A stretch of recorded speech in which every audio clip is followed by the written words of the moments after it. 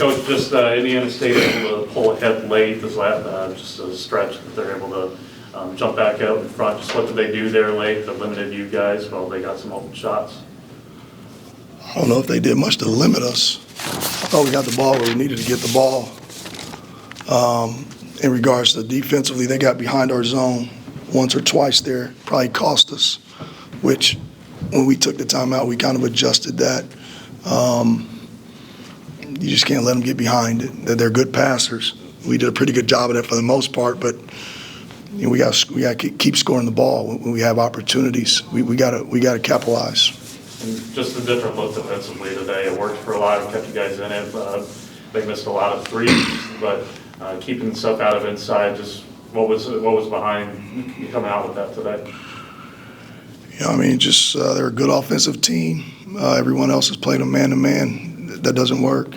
So we try to zone, and it worked. So we gotta score. But you know, we talked to our guys. You got to score at least 75 to beat them, and they got to 73, and we got stuck on 71. But and we probably could have held them in the 60s. You know, when you go back and look at some of the things, the mistakes we made.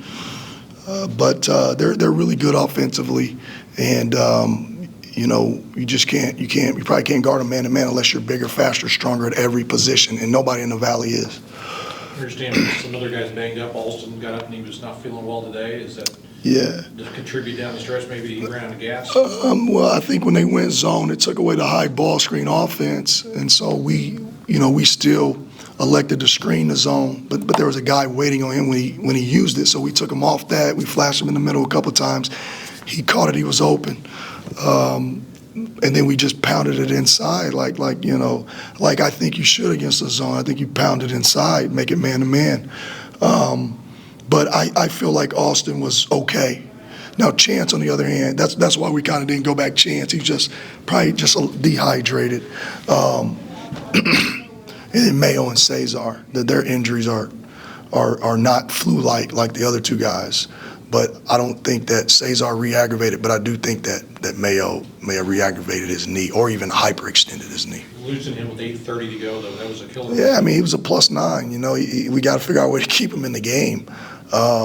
He's just making some of those extra effort plays. But, yeah, I mean, he was a +9. He was the highest plus in the entire game, and he typically is.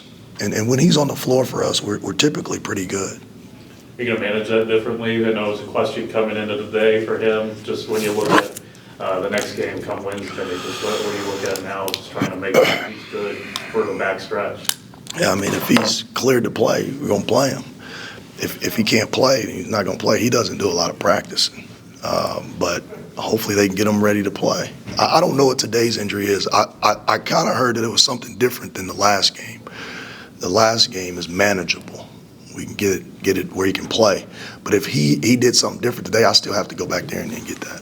Chance of surprise? You seemed pretty adamant that he'd be out when we heard you on. Yeah, Chance was a surprise because you know, he's had a really high temp the last day and a half, but he was a surprise. Even with the ankle too. It seemed like the ankle. He's gotten a lot of treatment. It swelled up pretty good the other night in the game, and then. You know, he took his 2 days in the training room, 3 days if you count today, and really got some work in regards to that. I think the ankle part is okay. It's more of his flu-like today. Coach, for this team, right, you win 4, now you lose 2 straight, but you battled hard against #1 team. Austin gave him a lot of credit and said, hey, you know, it wasn't like we lost to somebody we should not have lost to. So his spirits, you know, don't seem dampened, like you guys just fell back to earth per se. I guess what does that say about the locker room and their resolve to understand this was a good team? Y'all could have won, but it's not the end of the world. I mean, we got a lot of basketball left to be played. You know, the issue is you want to win winnable games, right? You want to take care of the games that you're right there have a chance to win. Because even the other night in Iowa, you know, we battled in that game, but we're not really concentrating on battling right now, right? We got to win the game. But I don't have a doubt that, you know, that group will be right back at it on Monday, Tuesday, preparing for, you know, wherever we go Wednesday, give ourselves an opportunity to win. But once we get in these positions to win, we got to make these plays down the stretch. We got to win these games. if that's what, we want to have done. So, but no, I mean, this group showed character all year long, and they're not going to stop doing that.